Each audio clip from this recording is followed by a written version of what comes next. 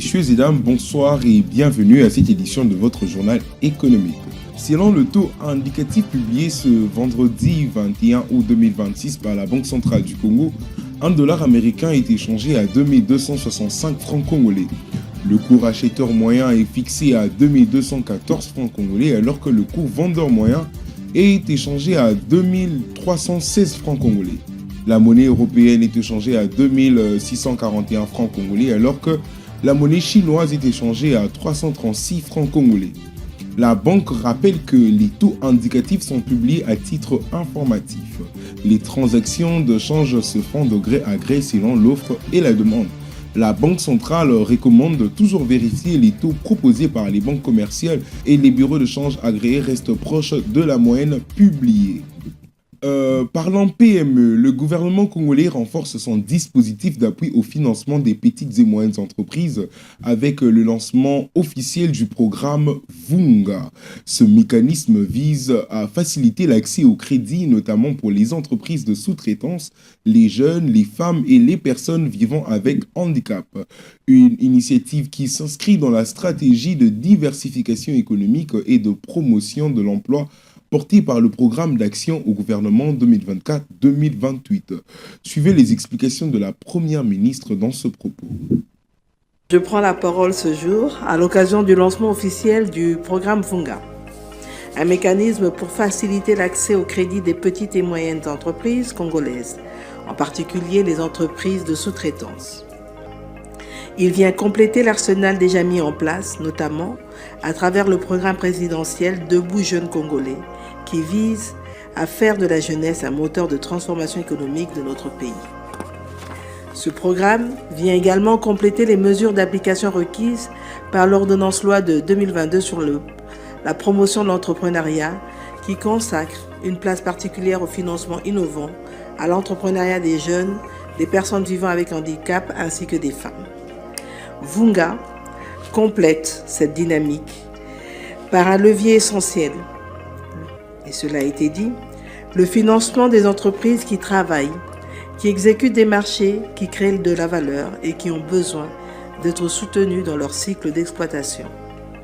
Cette initiative s'inscrit également dans le programme d'action du gouvernement 2024-2028, en particulier dans le pilier 4 relatif à la promotion de l'emploi, à l'insertion sociale et à l'entrepreneuriat des jeunes. Il contribue aussi à nos objectifs de diversification économique, de renforcement des PME, d'accès au crédit, d'incubation des jeunes entrepreneurs et de réduction des inégalités dans l'accès aux opportunités économiques. Toujours dans les PME, obtenir un marché sans disposer de la trésorerie nécessaire pour l'exécuter, une difficulté récurrente pour de nombreuses petites et moyennes entreprises congolaises. Le programme VUNGA entend désormais combler ce déficit de financement, particulièrement dans la sous-traitance. Lancé par la Première ministre Judith Suminwa Tuluka, ce mécanisme prévoit une enveloppe globale de 200 millions de dollars. Suivez cet élément, mesdames et messieurs. Un marché décroché, mais parfois impossible à exécuter faute de liquidité. C'est le casse-tête auquel VUNGA veut apporter une réponse. Lancé officiellement le 17 août 2026, le programme cible particulièrement les PME et les entreprises de la sous-traitance. Il est très important que nous allions à la conquête de notre souveraineté économique et particulièrement en encourageant et en poussant un peu nos jeunes à sortir de cette logique de l'emploi vers la logique de l'entrepreneuriat. Ça, c'est la vision de son excellence, monsieur le président de la République. Maintenant, dans le cas de l'entrepreneuriat, comme vous le savez, dans notre écosystème, nous naviguons autour de ces 3 C. Capacitation, ce n'est pas le cas aujourd'hui, formation et tout ça. Mais, deuxième C, le crédit sous ses différentes variantes. Et là, nous pouvons avoir la garantie d'accès au financement. C'est le cas ici. On a d'autres variantes, des crédits, des kits qu'on met à la disposition des jeunes, des femmes et tout ça, pour les aider à entreprendre. Derrière le mécanisme, une ambition, permettre aux entreprises qui ont déjà obtenu un marché de disposer des moyens nécessaires pour passer du contrat à l'exécution. VUNGA prévoit une enveloppe globale de 200 millions de dollars dans une première phase de 100 millions sur 2 ans. Pour le ministre de l'Entrepreneuriat et Développement des PME, Le dispositif vient s'attaquer à l'un des derniers obstacles qui séparent l'entrepreneur du marché, la capacité financière à exécuter le contrat. Même alors, lorsqu'on a facilité l'accès au marché, on s'est rendu compte du fait qu'il y avait encore d'autres difficultés en matière d'exécution de ces marchés. C'est comme ça que, particulièrement en ce qui concerne les sous-traitants, étant donné l'ampleur aussi, l'importance des marchés des sous-traitants, c'est très important. Les clauses de garantie sont exigeantes, les factures sont difficiles. Voilà, il fallait donc faciliter toutes ces choses. Et là, à travers ce programme VUNGA, qui est un des sous-programmes et du programme présidentiel et du programme du gouvernement, et donc à travers ces sous-programmes, nous sommes en train de répondre de manière efficace. Mise en œuvre par l'AERSP, le FOGEC, la Robank et Rossure, VUNGA repose sur une garantie de portefeuille et une sélection rigoureuse des entreprises bénéficiaires. Au-delà du crédit, le programme se veut aussi un outil de promotion du contenu local. Certification des produits à l'ECC. C'est une étape clé pour la qualité des produits en RDC. Le directeur général de l'ECC, Pierre Lola Osomba, est à Matadi pour clôturer la formation sur le système national de certification et la marque nationale de conformité. Commentaire Déborah Moulonza. 3 jours de formation pour les agents de l'Office congolais de contrôle de l'industrie et les opérateurs économiques au programme évaluation de conformité, inspection et certification. L'objectif, garantir la traçabilité et la conformité de produits, qu'ils soient locaux ou importés. D'abord, arrêt à Lukala, où il a été accueilli en grande pompe par les autorités locales, le responsable et les agents de l'Office congolais de contrôle sur place. L'occasion pour lui de parler droit aux équipes. Il a appelé à plus de rigueur, de discipline et de professionnalisme, de valeurs essentielles pour l'Office et pour tous les acteurs du secteur. Puis, direction Matadi pour l'événement du jour, la clôture de cette formation sur la certification nationale lancée le 18 août. Pendant 3 jours, le participant en plongé dans le concret, toutes les étapes de l'inspection jusqu'à la certification et les marquages de produits conformes. Ces dispositifs, ce n'est pas juste une formalité, il vise à renforcer la qualité, la traçabilité et la conformité de tout ce qui est fabriqué chez nous, mais aussi de tout ce qui entre dans le pays. Une reconnaissance pour les opérateurs qui jouent le jeu et un sérieux coup de boost pour le marché congolais. Traçabilité des produits. Au Congo central, l'OCC veut renforcer la qualité et la traçabilité des produits congolais destinés à l'exportation. Le directeur général de l'Office congolais de contrôle, le professeur Pierre Lola Osomba, conduit une mission de travail à Matadi en synergie avec le ministère de l'Industrie. Objectif, mieux certifier les produits locaux et renforcer leur crédibilité sur les marchés régionaux et internationaux. Mesdames et messieurs, suivez cet élément. À Matadi, porte stratégique des échanges commerciaux de la République démocratique du Congo. Le contrôle de la qualité prend une nouvelle dimension. En mission dans le Congo central, le directeur général de l'OCC, le professeur Pierre Lola Osomba, a échangé avec les autorités provinciales sur les enjeux liés à la certification de produits congolais destinés à l'exportation. Nous avons décidé de lier le certificat à un code que nous appelons qu'on appelle le QR code. Et ici, tous les produits qui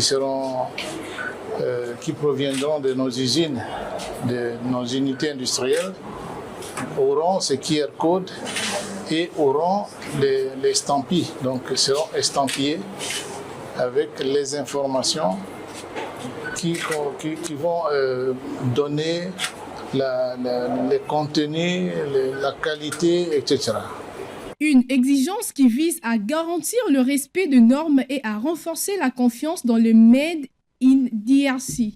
Innovation majeure de ces dispositifs, un code QR unique à poser sur chaque lot certifié. D'un simple scan, douaniers, importateurs et consommateurs pourront accéder aux informations sur l'origine du produit, sa conformité sanitaire ou technique ainsi que son parcours. Aux côtés de l'OCC, le ministre de l'Industrie attend accompagner cette réforme avec l'appui de ses partenaires techniques. Et très rapidement, toujours à Matadi, dans la province du Congo central, le professeur Pialo Laosomba, directeur général de l'OCC, a visité ce vendredi 21 août le laboratoire de l'établissement à Matadi. Cette visite lui a permis de s'enquérir des conditions de travail, d'évaluer les capacités techniques des installations et d'encourager les agents dans l'accomplissement de leur mission de contrôle de la qualité et de protection des consommateurs. De retour à Kinshasa, plus de 200 responsables des administrations publiques réunis ce mercredi 19 août au Pullman Hotel de Kinshasa. À l'initiative de l'Inspection générale des finances, c'est la 3e édition du séminaire des vulgarisations de son plan triennal 2026-2028. Objectif: outiller les secrétaires généraux et mandataires publics sur les repères, la philosophie et les résultats attendus. Une démarche pédagogique assumée. Loin du gendarme financier, l'IGF veut désormais embarquer tout le monde dans sa vision de la bonne gouvernance. Car sans l'implication des secrétaires généraux, véritable pivot de l'administration, le plan triennal risque de rester un document de plus dans les tiroirs. On fait le point avec Vanessa Makwebo. Au nom de l'inspecteur général des finances, chef des services, je déclare officiellement ouvert les travaux du séminaire de vulgarisation du plan stratégique triennal de l'inspection générale des finances à l'horizon 2026-2028. Pour la 3e édition du séminaire de vulgarisation du plan stratégique triennal 2026-2028 de l'Inspection générale des finances, plus de 200 responsables des administrations et services publics sont réunis au Salon Congo du Pullman Hotel de Kinshasa sur invitation de l'inspecteur général des finances, chef de service Christophe Bitassimabari. Vers un contrôle moderne, préventif et systémique pour la bonne gouvernance des entreprises et établissements publics, c'est le thème de ces assises de 12 jours. Dans son mot d'ouverture, l'inspecteur général des finances, chef de service adjoint Emmanuel Chibingu Senga, a mentionné l'objectif de ce séminaire. Donner aux participants ici rassemblés des repères, la philosophie, les objectifs, les méthodes et les résultats attendus sur le plan triennal 2026-2028 et du contrôle systémique de l'IGF pour obtenir l'implication des secrétaires généraux et responsables publics. Deuxièmement, renforcer la confiance des responsables des administrations et services publics envers l'inspection générale des finances. L'IGF ne viendra plus seulement contrôler, mais viendra plutôt accompagner pour outiller et pour sécuriser la gestion. Avec sa révolution remarquable dans l'approche du contrôle des finances publiques, appelé contrôle systémique, l'Inspection générale des finances entend conduire les administrations et services publics à la mise en place des référentiels de contrôle interne dans chaque entreprise, à former leur équipe aux bonnes pratiques de gouvernance et à la digitalisation pour accroître les opérations en vue de réduire les contacts humains et les risques. C'est dans cette optique que se sont focalisés les intervenants de ce premier jour. Godefroy Misenga, secrétaire exécutif du COREF, Kojundukuma Ajay, professeur des universités, et Christophe Bitassimabari, inspecteur général des finances, chef de service. Le patron de l'IGF a mis en lumière l'apport du contrôle systémique dans la gouvernance et la performance des administrations et services publics.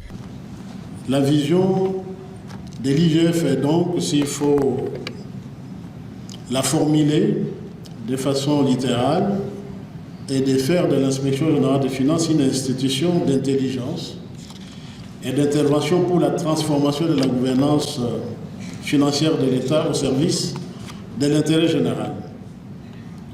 Cette vision élargit en quelque sorte le rôle de l'IGF, qui ne se limite plus à des opérations seulement de contrôle ponctuels, contrôle de quelques opérations, mais qui veut comprendre les mécanismes financiers, qui veut maîtriser tout le flux financier qui circule dans le pays, mais aussi qui veut accompagner et contribuer à l'évolution des services publics. Des questions pertinentes ont été posées par des participants qui ont été suffisamment éclairés par les orateurs de cette première journée. Parlons toujours IGF, Inspection Générale des Finances, qui veut renforcer la lutte contre les détournements. À travers ce spot, elle appelle chaque citoyen à s'impliquer, surveiller, alerter et défendre l'intérêt collectif. Le bien public mérite d'être protégé par tous. Je vous propose de suivre les détails dans ce spot. Ngalouf Worok, Excellence Ngalouf, ami personnel. Madame, félicitations pour notre avenir. Ton frère a travaillé, je t'avais promis. Les dossiers de mutation pour cette parcelle, ainsi que la concession de 500 hectares de la périphérie, déjà transmis aux affaires foncières, cadastre. J'ai trouvé un agent très efficace. Et aussi, pour les véhicules, j'ai trouvé quelqu'un de bien au STA et à l'IDP. Il s'en occupe déjà. Attends. Tu veux dire que les Jeeps, les Prado et les véhicules de mon cortège seront à mon nom? Ngalouf, il faut penser au futur. Il faut penser au remaniement. Aujourd'hui, c'est à l'État. Demain, ça devient familial. Lungue! Familial? Adi, depuis quand les biens de l'État sont devenus l'héritage de la famille? Papa, oye awa pour l'accès koyiba, l'IGF ne te dit rien et bongo contrôle systémique. Vous ne comprenez rien. C'est le bail inversé. L'État paye encore en tant que locataire, mais à nous. Ah bon? Oui. Et si c'est le marché? Oh ben non. Tout est déjà en marche. Même si tu quittais le gouvernement aujourd'hui, retraite assurée. J'en ai l'expérience. Tala, l'État, bakenda kanaye bongo. Bongo.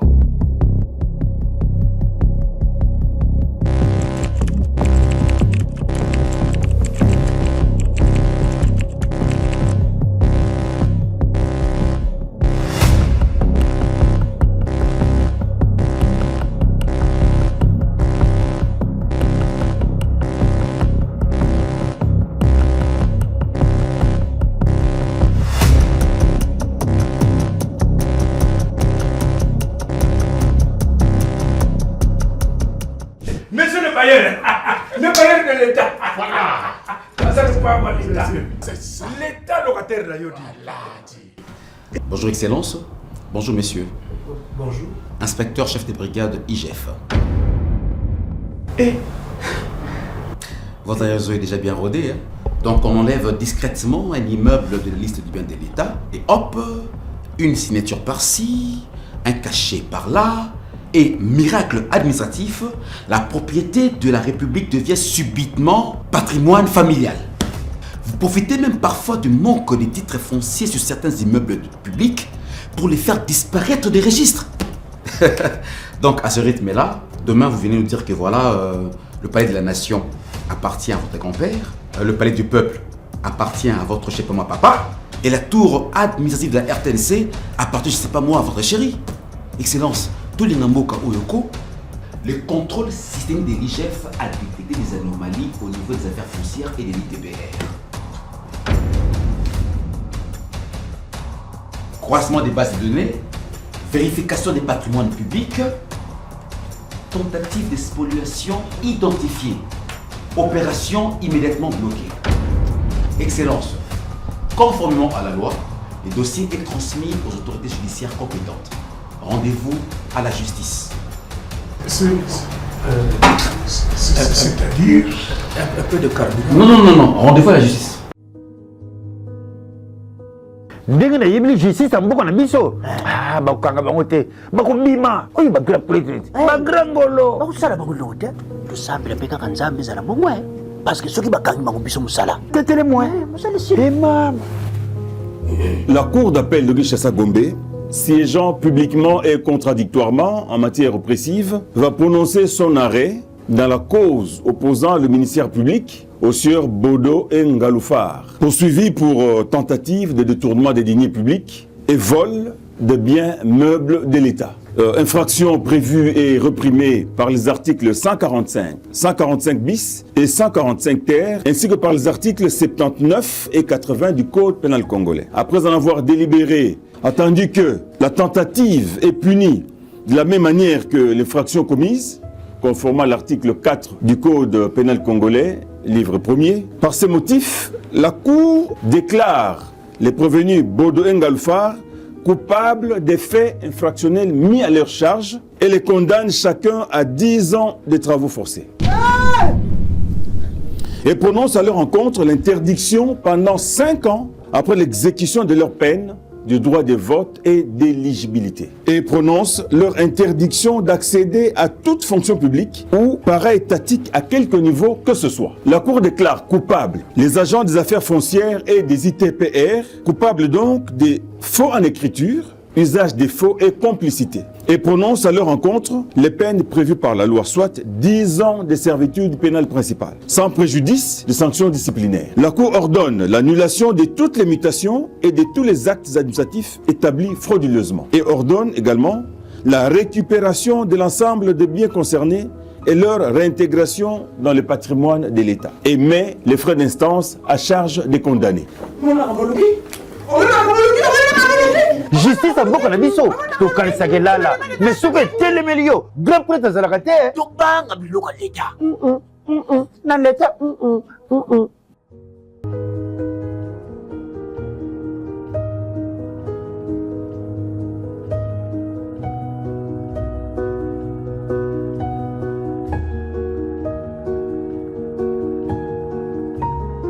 nzete ya mobeso eza kozika bongo biso banzete ya kokau yango biloko ya leta banga. Contrôle systémique IGF. Prévenir, détecter, transmettre et protéger. Les biens publics appartiennent au peuple. Les détournés exposent leurs auteurs à des poursuites judiciaires et à la récupération des biens par l'État. Message de l'Inspection générale des finances IGF. Pour la matérialisation de la vision du président de la République, Félix-Antoine Tshisekedi Tshilombo.